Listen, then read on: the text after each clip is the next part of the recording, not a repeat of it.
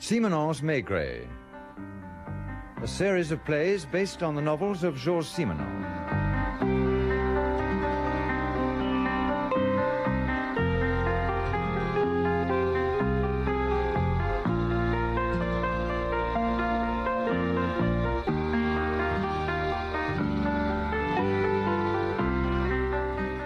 With Maurice Denham as Jules Maigret and Michael Gough as Georges Simenon.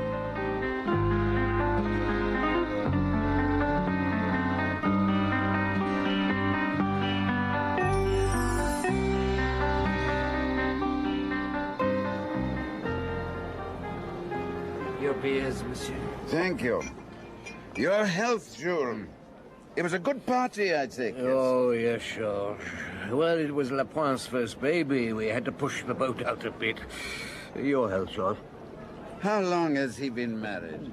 Oh, well, 2 years. One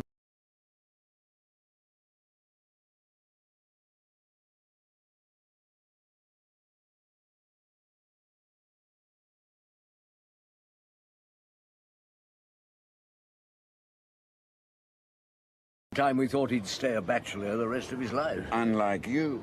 I've never thought of you as anything but a married man. Oh, I was single once. Before I knew you, of course. Yes, can I interest you in a little club for later this evening? Entertainment, drinks, girls, striptease, all the way down to the... Oh, beg your pardon, I didn't realise it was you, Chief Inspector. Yeah. Excuse me. Oh, good evening. No offence. Who was that? The grasshopper. At least that's what they call him around Montmartre. Touts for a club by the name of... wait a minute. Le Street Hot. No, that's not it. Well, that's what he says on this card. Well, then he must have changed jobs, or maybe the other place has closed down. Picrat's, that was it. I think. Lapointe would remember, even if you and I can't. Why Lapointe? Oh, really, Georges, your memory. Because his first real job with headquarters centered around Picrat's. Or whatever it was called. No, it was the first time young Lapointe actually worked on a case. Didn't just sit around in the office learning the ropes. And because... Do you really not remember, Georges? You tell me, Jules. Because it was the time young Lapointe grew up. All in the course of a week. Fell in love for the first time, and killed someone for the first time. Ah, yes. In Montmartre. Maigret in Montmartre, translated by Daphne Woodward and adapted for radio by Aubrey Woods.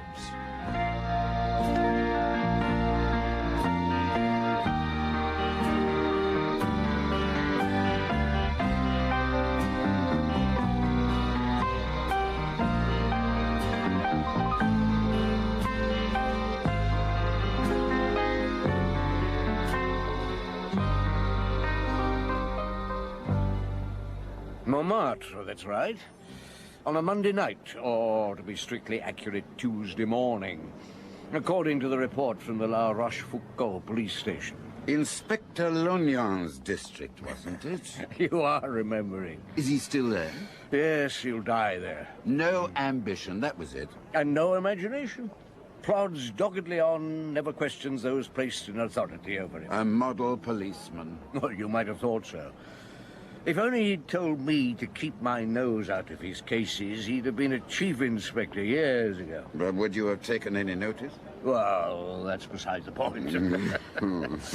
Anyway, there was this young woman, fairly obviously drunk, who comes in to make a statement. Goes up to the sergeant at the desk. I want to make a statement. Go ahead. It's about a crime.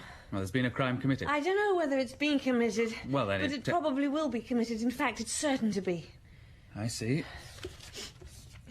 Now, who told you? These two men. Two men? Clients at the club. I work at Picrat's. Ah, yes. You do the nude act, don't you? Yes.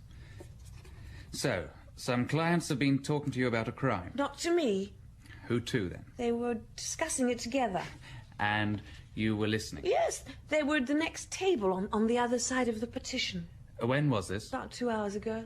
And what exactly did you hear? Well, they didn't say much, and I couldn't hear it all. Music was going on, but one of them said he was going to kill the Countess. I did hear that. Which Countess? Don't know. Well, what did he say about killing her? Don't remember. I wasn't alone. Ah, you were with... Client. Someone you knew? Yes. Who? His first name's Albert. I don't know his other name. Go on. Well, the first thing I heard was something like, she's still got most of the jewellery, but at the rate she's going, it won't last long. What was the voice like? Man's voice. Middle-aged. When they went out, I saw one of them with short and grey-haired. Must have been him. Why? Because the other one was younger and wasn't a young man's voice. What names did they use? I think one of them was called Oscar.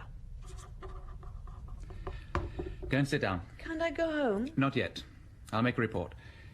What's your name? Arlette. Arlette. Yes, of course. Yeah. And as Lognon wasn't around, and the statement seemed to involve a threat of murder, the sergeant had her brought over to us at the Quai des Orfèvres. It was about 3 o'clock in the morning when she arrived. By then, she decided she didn't want to tell us anything after all, so I sent her back to her flat. I went home myself for a few hours' sleep, returned to the office, and was just about to phone Lognon to put him in the picture when... Yes? Maigret? Yes. Lognon here. I understand the girl who said she'd overheard some talk about murdering a countess was brought round to you by one of my sergeants last night. Yes, she left here about 4 o'clock this morning. Why? She's dead. Just been found by her concierge. I've not been round there yet. Thought I'd better ring you first, as headquarters seem to have shown such an interest. Perhaps we should all have taken her more seriously. Looks as though she may have been talking sense. Looks like it. Well, I assume I'll see you at the flat then. I take it you have the address. Maigret, I haven't disturbed anything. The doctor's still in the bedroom. Oh, thank you, Lionel. It's a nicely kept place, isn't it? Morning, Doctor. Morning, Chief Inspector. Well, she was dead when we got here, of course. Fellow did it, held on to her till he made sure of that. Can you say when it happened? Not more than an hour and a half ago. There's no trace of a struggle. He was probably hiding in here waiting for her. Grabbed her by the throat the moment she'd taken her coat off. You know this district, Lognon. Did you ever see her perform? No, I've heard about her act. And we found these photographs in a drawer. As you can see, it was a sort of striptease. She appears to have wriggled about, gradually taking off her dress. The only thing she had on. By the end, she was stark naked. Where was it she worked? Oh, one of these little Montmartre clubs, Picats off the Rue Pigalle. I see. Well, if anybody wants me, that's where I'll be. My husband will be down in a minute, Mr. Maigret. Ah, thank you. Did you tell him what I wanted to see him about? I asked him about the two men. He doesn't remember them. In fact, he's sure there wasn't anybody at the table next to Arlette's. There was an American over there who drank the best part of a bottle of whiskey, and there was a party of about 6 or so. They brought some girls in with them, but neither of us remember two men together. Oh, here he is. Fred, this is Chief Inspector Maigret. Oh, know your face. From the papers. Fred Alfonsi. Oh, dear. Didn't the wife ask you to have a drink? Oh, she did, thank you, but not at the moment. Now, you're sure there were no clients at the table next to Arlette's last night? Table 8? No, positive. It's a small place. I keep an eye on everything the whole time. And you never saw, at that table, two men by themselves, one of them older than the other? Look, I've said no. Chief Inspector, what's all this about? Arlette is dead. What? Oh, no. She was strangled this morning in her bedroom. Good God. Who did it? Well, that's what I'm trying to find out. Now, she overheard a conversation here last night between two men who were talking about a countess. One of the men seems to have been called Oscar. Well, if there'd been two men here, I'd have noticed. You know how this kind of place works. People don't come here to see first-class turns or dance to a good band. We mostly get foreigners. Imagine they're going to see something sensational. The only sensational thing was Arlette undressing. Did she go to bed with the clients? Well, she must have now and then. With the young man who was here last night? Oh, no. No, not with him, I'm sure. He just come in one evening with a friend and fell for her. Straight away, you could see it. Oh, yeah. He come again. Several times, but he never waited till we closed. Probably had to get up early, go to work. Well, did she have any other regulars? Oh, none of our clients are regulars. They're all alike, of course, but they're always different. Yeah. Well, thank you. Hey, I suppose I can open as usual this evening? No. Oh, good. Well, if you care to drop in, you're welcome. Yes, I'll do that. If you want to contact me in the meantime, I'll be at the Quai des Orfèvres. Come in. Yes, Lapointe, what is it? Can I speak to you, sir? Yes, of course. Well, come in, sit down. Thank you, sir.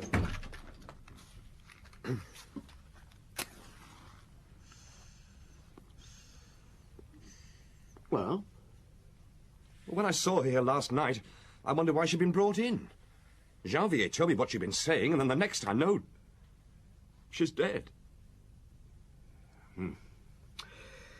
I'd forgotten for the moment that your first name was Albert. After what Arlette told Lucas, he shouldn't have let her go off by herself without any protection at all. No, I know you've not been here very long, Lapointe, but you must have realized by now that if we had to give police protection to everyone who comes in with an accusation, we'd none of us have time for anything else. Yes, Chief, but... But what? She was different. How did you get to know her? I was with a friend. We went up to Montmartre together. We walked into Picrat's. Why? Well, no particular reason.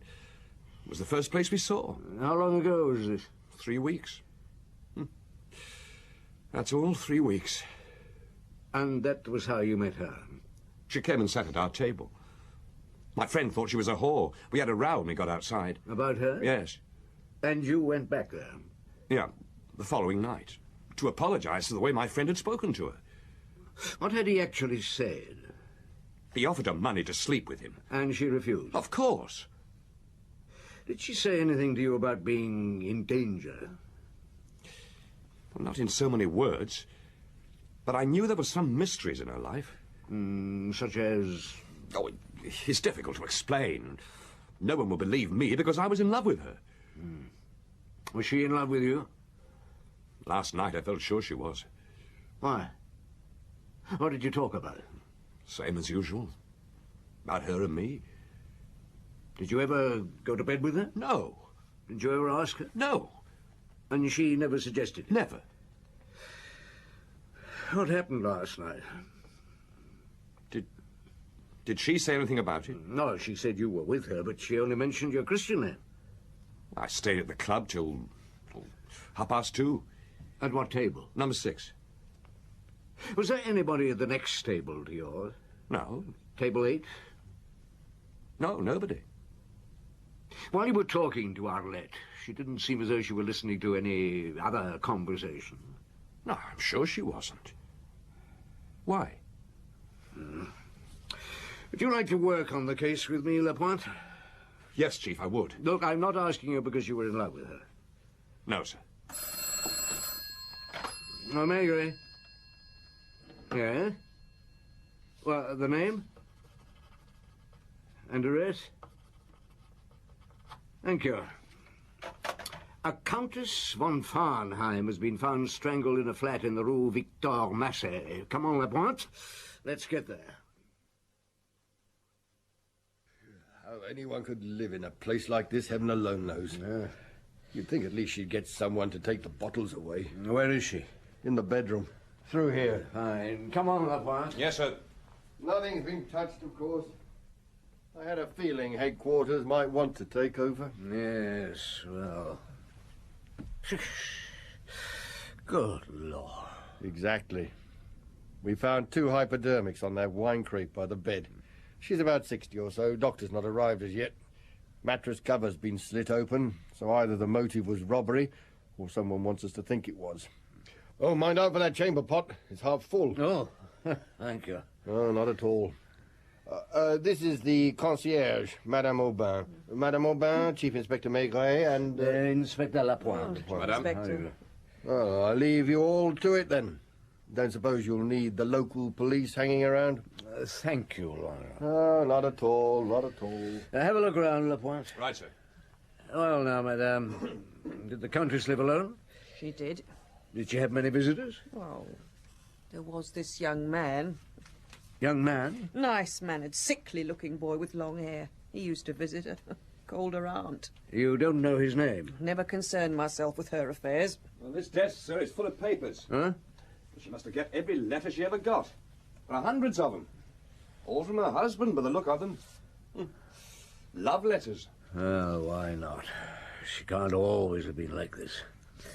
You better go through them. Do you want to do that here or take them back to headquarters? Well, I think I prefer to take them back, sir. I don't blame you. Thank you, madame. Au revoir, monsieur. Come on, let's get a breath of fresh air. I told you. Do you want a beer, Lapointe? Someone's going down to the Brasserie Dauphine. Thank you, yes. Sandwich? No, thanks. I'll finish going through these first. 2 beers and 1 ham sandwich. Right. Found anything? Well, according to these papers, she was living with her husband in Cannes up till 15 years ago in a house called the Oasis. Oh, there's a photo of it. Very pretty. And there's a photo of the husband, the Count von Farnheim. Not so pretty. How old was he? 65 when they married. She was about 35. Marriage only lasted 3 years, then he died. What of? Exhaustion? I got under the police down there, and apparently there was an inquest. Well, you can see in that photo the house is on the corniche, and beyond the terrace there's a drop of about 300 feet or so.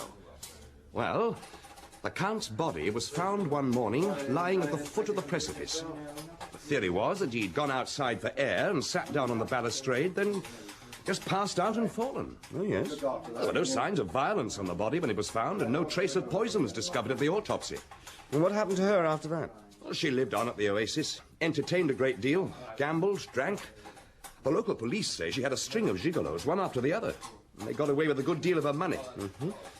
Then, 4 years after the Count died, she suddenly sold up and disappeared. Never been seen on the Riviera again. Is the Chief Inspector in? He's in his office, sir. Right. You, in here.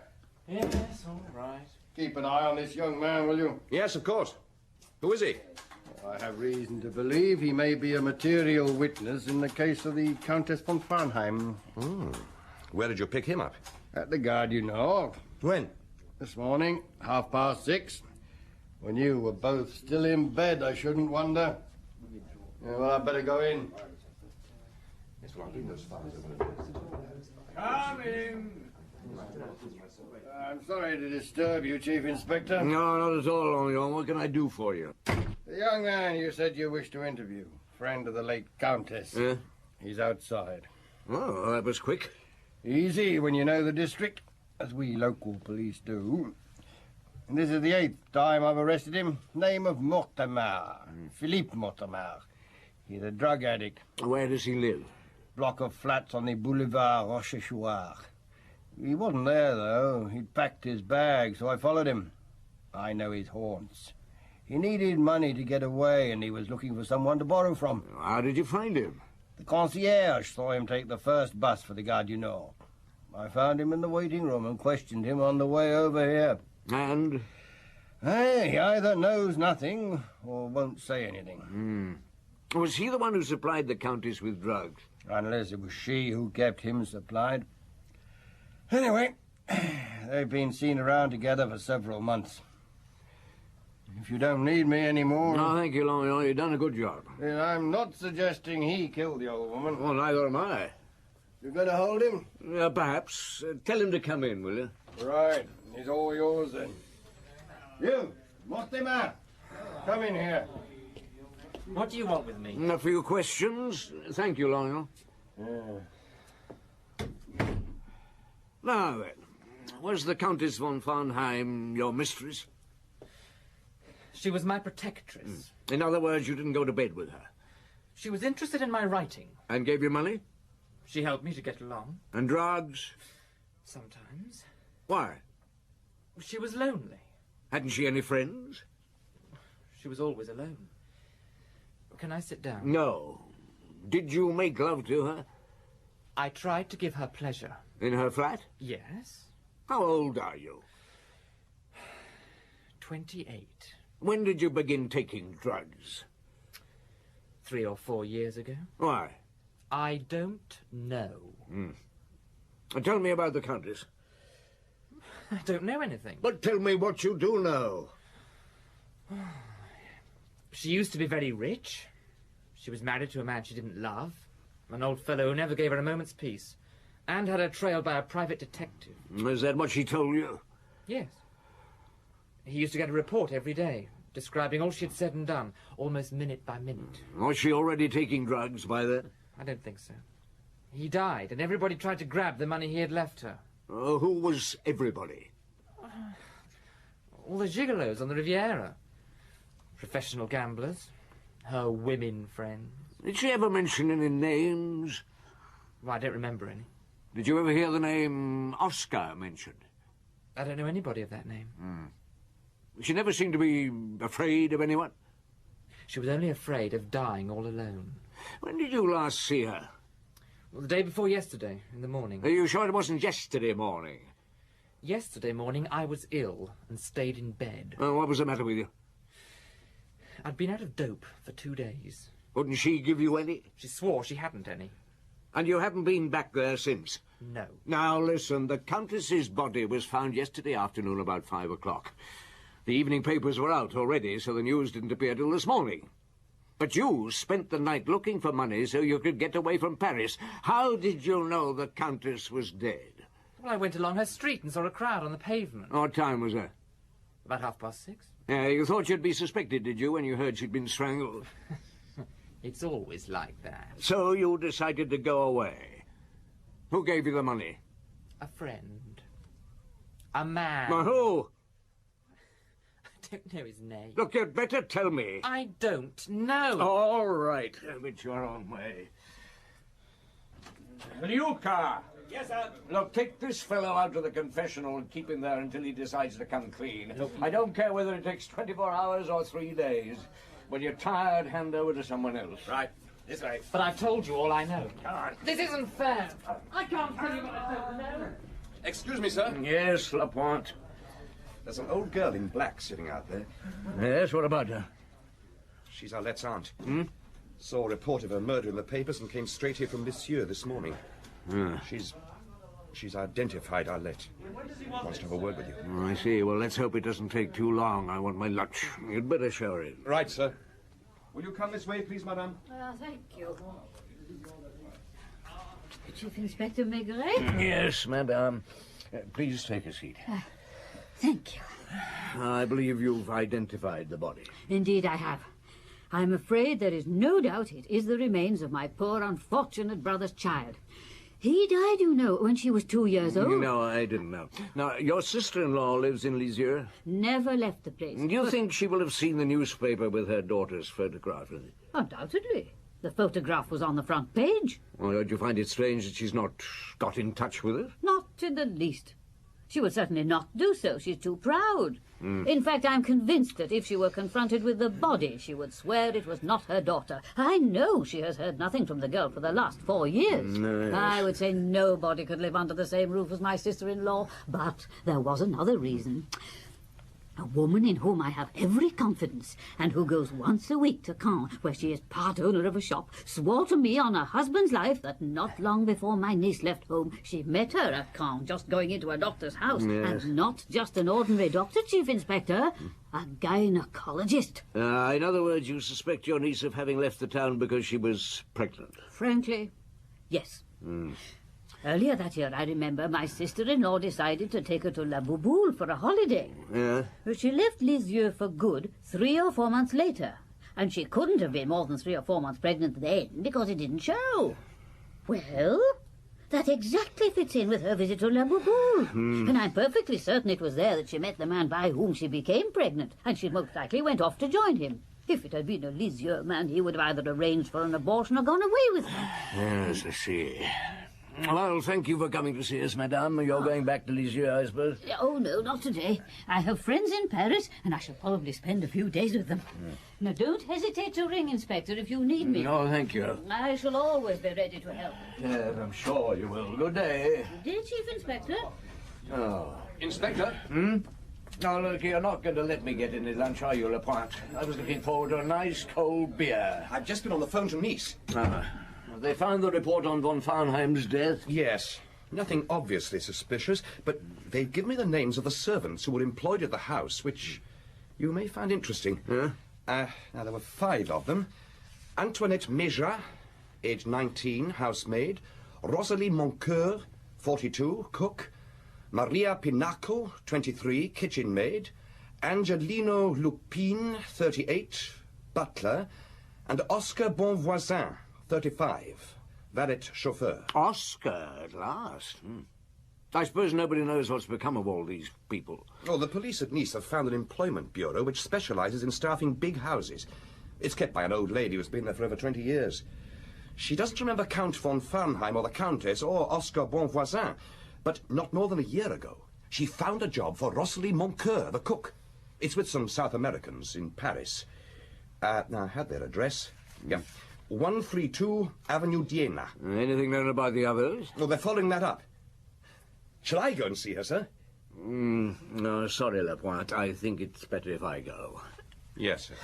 Get myself that beer on the way.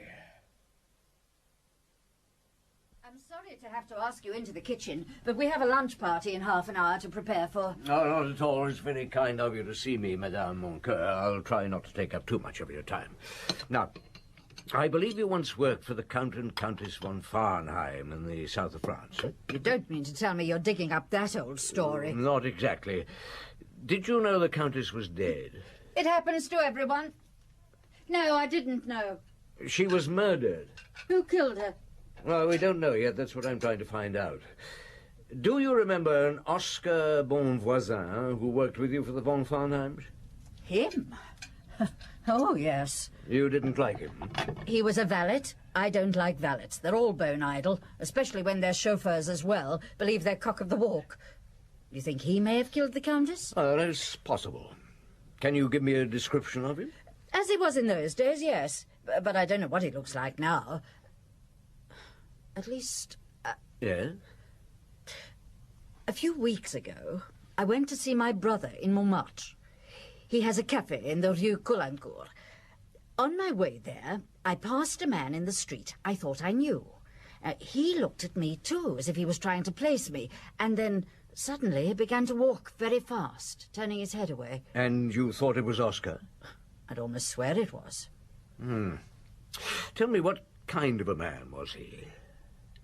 I don't like giving people away. You'd rather let a murderer go free? If he's only killed the Countess, he's done no great harm. Look, if he has killed her, he's killed at least one other woman, and there's no reason to suppose that he'll stop there.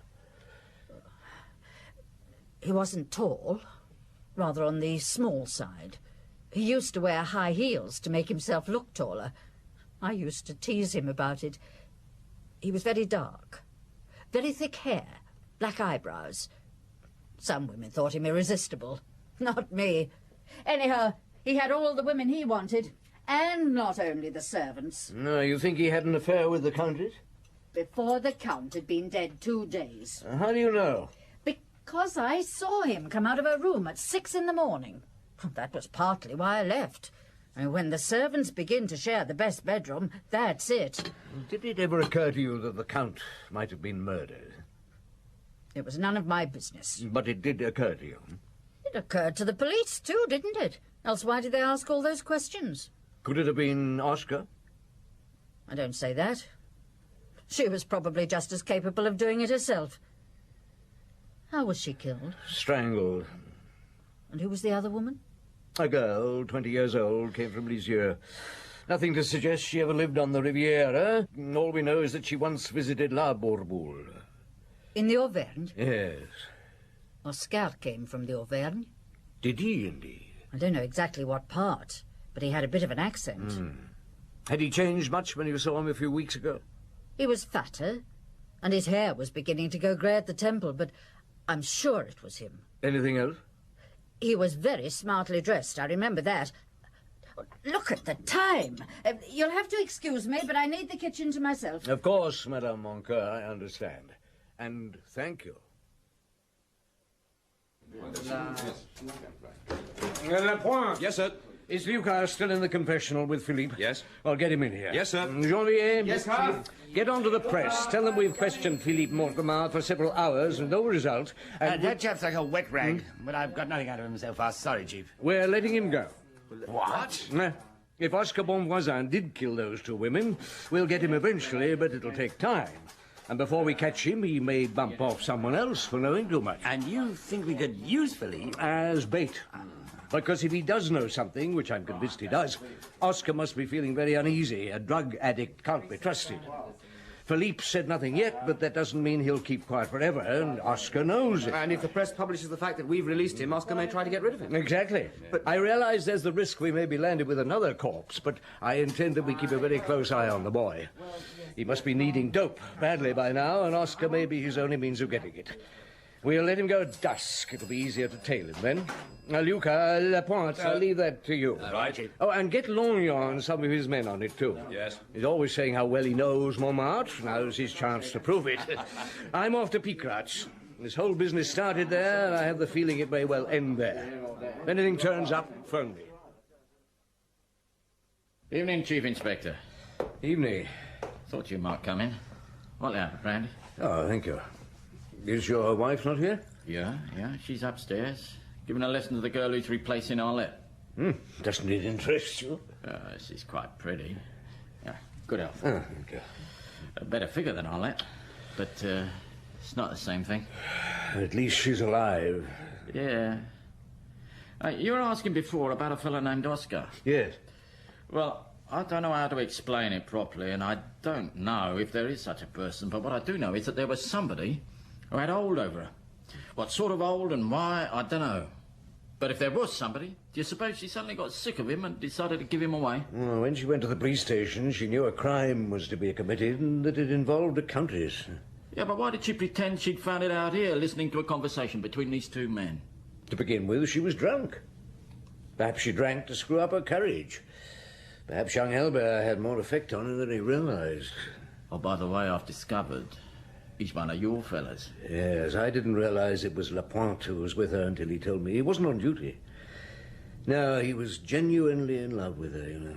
Yeah, well, I did tell you. He wanted her to change her way of life. Wanted to marry her. Poor Lapointe. Excuse me. No, that may be for me. Big rats. Yeah, he is. You were right. It's for you. Oh, thanks. Yes? Luca here, Chief. I'm in the Rue Le Pic. When Philippe Mortimer left headquarters, he came straight here to the cafe on the corner. He's been round all the tables asking for someone called Bernard. Who's Bernard? Drug pusher. No luck, though. He left a few minutes ago. Lapointe's tailing him. Fine. Thanks, Luca.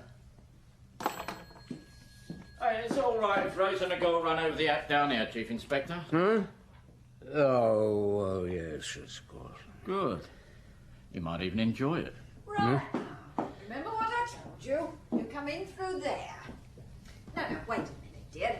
There's a fanfare first. I'll put the record on.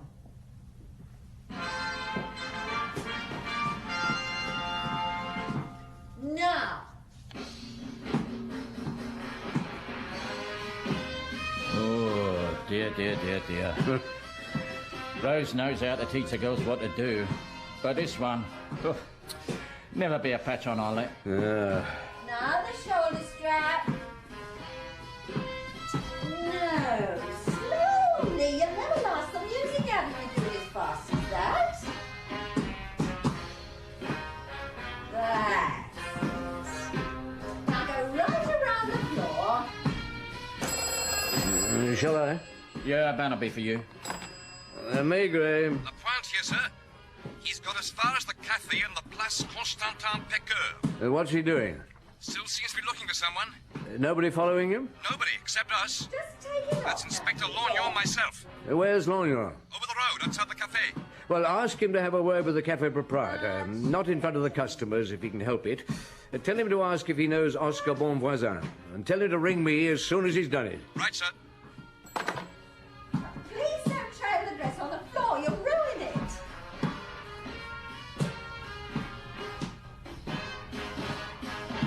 Yes. Very nice. Lovely. Well, that'll do for today. You can go and put your clothes on again. Have to be satisfied with that. I've done the best I can with her. Well, how's it going, Monsieur Maigret? Slowly. Maigret. Lorgnon here. The cafe proprietor knew Oscar and where he lives. Oh, where? A house called Chez Manière, Rue Coulancourt. What's Philippe up to? Getting very drunk at the moment. Right. Get one of your men to keep an eye on him, collect Lapointe, and I'll meet you both outside Chez Manière in 5 minutes. Right, Chief Inspector. In the bag? Perhaps. Well, you'll come back here when it's over, won't you? We'll have a bottle of champagne. Celebrate.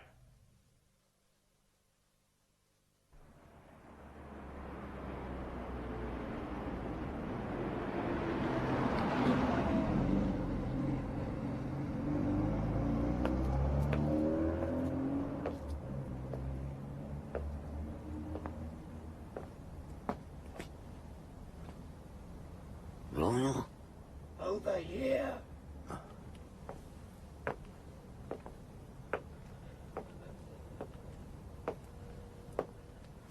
Any light showing? Nothing. Where's Lapointe? Checking if there's a way out of the back. But I doubt there will be. Right. As soon as he gets back, we're going in there. There's no one upstairs, Chief. Ah. Shall we warn the railway station? Well, judging by the fire in the stove, I'd say Oscar left here 3 or 4 hours ago. If he meant to make a run for it, he'll be away by now. He had plenty of trains to choose from. He could be waiting for Philippe somewhere. That's more than possible. Have you got Philippe's address? Yes, Boulevard Rochechouart. Right, Lorgnon, you keep an eye on this place from the other side of the road. Keep out of sight. You think Oscar will come back? I don't think anything. All I know is that the Countess was killed in her own flat, and so was Arlette. If Oscar was responsible for those 2 murders, and he wants to silence Philippe, he could well be waiting at the Boulevard Rochechouart. Right, Lapointe, you come with me. Chief. Well, Lapointe, what did the concierge say? Philippe's room is on the 1st floor. Door on the left. She didn't think he'd come in yet. Hardly surprising if he's getting drunk in a cafe in the Place Constantin Pecker. Any other inquiries for him? Not as far as she knew, but she hadn't been in for very long. So, she wouldn't know if anyone else had gone up to his room. Got your gun, Lapointe? Well, yes, sir, but I... Right, come on. Let's go up. But quietly, right.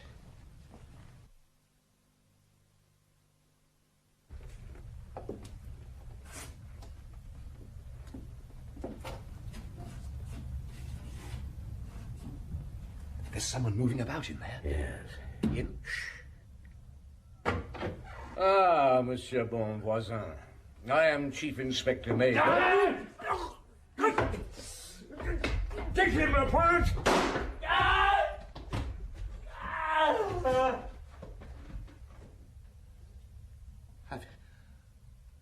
I've killed him.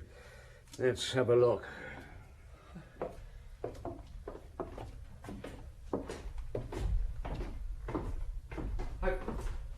I've killed him. Your first, is he? Don't forget, he killed Arlette. It is him. Oscar Bonvoisin? Yes, that's him. Description fits perfectly. I'm sorry, sir. I think I'm going to be sick. No, you're not, young Lapointe. What you're going to do is to go and ring up headquarters, and after that, if you can find a bistro that's still open, you're going to have a large drink. Oh, but I... And that's an order. And that, Georges, was when young Lapointe, as I've always called him, grew up. Yes, I remember it all now. Oh, but did you ever get your free bottle of champagne at Picrat's? Oh, yes. That night, I took Lapointe back there after all the details had been cleared up. What was the new girl's act like? Terrible. Fred left all the lights on at the end. She had to scuffle off as best she could, not a stitch on. Did he do it on purpose? Yeah, probably. It got a laugh from some of the clientele. Then I looked at Lapointe, and he was crying. He'd buried his first love and killed his first man. Who's to blame him? He got very drunk. With a little help from usual. Perhaps. So I took him to his rooms, put him to bed. You're a very thoughtful man. Well, not really. I completely forgot to send someone to tell Longnon he could go home. He was still there under the trees opposite Oscar's house when I drove to work the next morning. He caught a terrible cold. Poor Longnon. Poor Lapointe.